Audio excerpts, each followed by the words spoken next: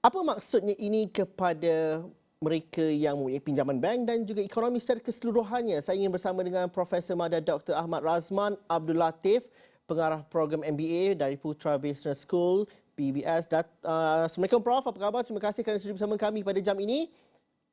Waalaikumsalam warahmatullahi wabarakatuh. Prof, Terima kasih. pengekalan OPR pada 3.00%, adakah itu sudah dijangka? Satunya, tetapi dalam masa yang sama bagaimana kita memahaminya secara meluas? Kita lihat kepada isi rumah terlebih dahulu sebelum kita bercerita mengenai ekonomi lebih besar. Apa reaksi pertama Prof?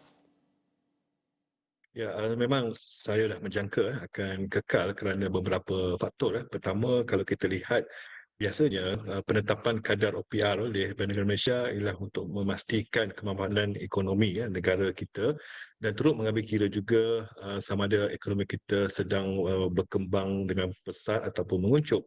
Dan ianya juga bertujuan untuk memastikan kos sara hidup yang selalu diukur melalui kadar inflasi ataupun CPI kekal pada kadar yang boleh diterima. Dan kalau kita lihat inflasi, kadar inflasi kita sejak 2 bulan berturut-turut kekal rendah pada 1.5%. Apabila kita lihat inflasi rendah ini, kebiasaannya akan menyaksikan kadar faedah diletakkan dengan lebih rendah sepatutnya untuk merancangkan aktiviti ekonomi. Tetapi di Malaysia kita ada berdepan beberapa situasi iaitu kadar inflasi rendah ni adalah disebabkan kerajaan meletakkan banyak kawalan harga ke atas barangan asas. Oleh itu rakyat secara umumnya apabila membeli barangan keperluan asas ataupun bil elektrik, bil air, semua tidaklah terlalu terjejas sekarang sebab harganya dikawal. Itu sebab inflasi rendah. Tapi pada masa yang sama, Bank Negara juga melihat situasi global dan yang kita perlu faham bahawa penetapan kadar OPR ini juga mengambil kira sebagai contoh kadar faedah di Amerika Syarikat kerana kalau kita turunkan OPR tetapi kadar faedah di Amerika Syarikat kekal tinggi pada 5.5%, ianya akan boleh berpotensi menarik pelaburan keluar dari negara kita kerana mereka akan pergi ke Amerika Syarikat untuk melabur di sana sebab pulangan dia tinggi. Itulah secara kasar saya lihat keputusan mengekalkan ini adalah mengambil kira suasana ekonomi domestik sekarang dan juga faktor ekonomi global. Prof, apa maksudnya ini kepada pergerakan dan juga nilai ringgit pada ketika ini? Adakah ini akan memberikan hala pergerakan ringgit yang lebih baik untuk masa akan datang dalam masa setahun ini, Prof? Okey, sebenarnya untuk memastikan ringgit kekal kompetitif, ianya bukan tertakluk kepada penetapan kadar OPR. Malahan Bank Negara pun telah menjelaskan bahawa tujuan mereka menetapkan kadar OPR ini bukannya berkait secara langsung dengan sama ada ringgit itu melemah ataupun tidak, tetapi lebih kepada memfokuskan ekonomi dan juga memastikan tidak berlaku situasi yang menekan rakyat dari segi kos hidup. Tetapi kita kena faham jugalah bahawa apabila ringgit melemah ini, ia juga boleh disebabkan oleh faktor luaran dan faktor dalaman.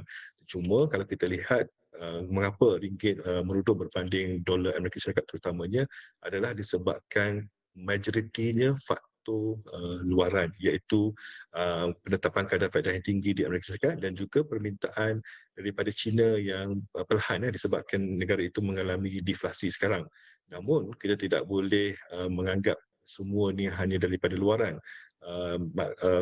Kata pemerkasaan ekonomi di peringkat domestik itu penting. Bagaimana kita boleh terus mengeksport lebih banyak barangan supaya ringgit kekal kukuh. Dan untuk memastikan ekonomi domestik ini diperkasakan, tidak supaya kita mengurangkan kebergantungan kepada barang import, kita kena meningkatkan aktiviti ekonomi. Dan aktiviti ekonomi boleh ditingkatkan apabila kita dapat memastikan kadar OPR itu kompetitif. Dan apabila kita lihat kadar sekarang, 3.0 ini adalah kadar yang dianggap oleh Bank Negara sebagai cukup untuk memastikan pertumbuhan ekonomi itu berterusan, tidak dikekang oleh kos pembiayaan yang tinggi kalau katakan OPR tinggi. Ataupun kalau diturunkan pula di quarterly pula ianya akan menyebabkan ekonomi ini overheating ataupun terlalu panas. Disebabkan itu bila kita lihat penetapan kadar 3.0 yang diumumkan hari ini, ia bermakna kita adalah the right balance, right mix of condition itu untuk memastikan kita kekal kompetitif. Prof, bagi orang yang mungkin tidak arif pasal ekonomi tapi sering membaca bacaan ekonomi dan juga jangkauan ekonomi daripada pelbagai faktor dan juga sumber yang lain di sosial media khususnya, bagaimana sebenarnya kita memahami, adakah boleh kita katakan bahawa dalam aktiviti ekonomi dan juga pertumbuhan ekonomi kita berada dalam keadaan stabil selepas melalui kadar COVID-19 dan sebagainya, dan itu memberikan satu prospek kepada masyarakat isi rumah untuk membuat pinjaman dan sebagainya. Adakah itu yang berlaku pada hari ini supaya kita rasa ianya dalam keadaan yang boleh berjaga-jaga tapi masih lagi boleh dikatakan stabil? Ya, kalau kita lihat suasana ekonomi secara keseluruhan, negara kita masih lagi mengalami pertumbuhan ekonomi yang positif. Ini adalah sesuatu yang rakyat kena faham. Kita recession ataupun kemerosotan ekonomi kita kekal berkembang. Namun tidak dinafikan cabaran di peringkat global itu masih ada. Di peringkat domestik kita masih lagi kita stabil, kita mampu menarik pelaburan, pengangguran tahap yang rendah, dan juga kita masih mencatatkan akaun dagangan dan konsumsi positif. Tetapi masih juga berdepan beberapa isu yang masih lagi orang kata di bawah perhatian kerajaan, terutamanya kos sara hidup. Apa yang kerajaan lakukan ialah memastikan barangan keperluan asas kekal pada harga rendah melalui golongan harga. Namun kerajaan tidak boleh kekal memberi subsidi semata-mata kerana ini melibatkan banyak orang kata perbelanjaan. Oleh itu kerajaan akan mula memfokuskan kepada golongan yang betul-betul memerlukannya. Sebagai rakyat marhain, sebagai rakyat kebanyakan, kita harus sedar bahawa apa yang kerajaan lakukan ini dia tidak boleh, dia tidak selama-lamanya. Sebagai rakyat kita harus sentiasa meningkatkan kemahiran, upskilling, reskilling supaya kita mampu mendapat gaji yang lebih kompetitif, dapat meningkatkan pendapatan lebih guna kita.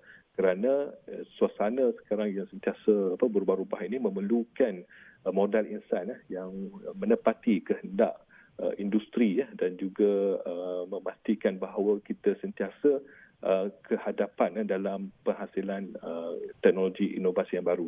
Di situ saya lihat walaupun kerajaan telah membantu dengan pelbagai sudut dan juga inisiatif, kita sebagai rakyat tidak harus mengambil mudah ataupun leka. Kita juga kena harus memastikan kita juga kekal berdaya saing dan mampu meningkatkan nilai tambah kepada kepakaran dan kemahiran kita. Baik Prof, terima kasih atas reaksi awal dan juga sikit sebanyak analisis itu. Terima kasih Profesor Madya Dr. Ahmad Razman Abdul Latif, pengarah program MBA di Putra Business School. Kami bercerita mengenai di mana MPC ataupun Jawatan Kuasa Dasar Monetary Bank Negara hari ini membuat keputusan untuk mengekalkan kadar semalaman ataupun overnight policy rate OPR pada 3.00%. Dan kami berhenti lihat seketika dahulu, kita jumpa lagi selepas ini.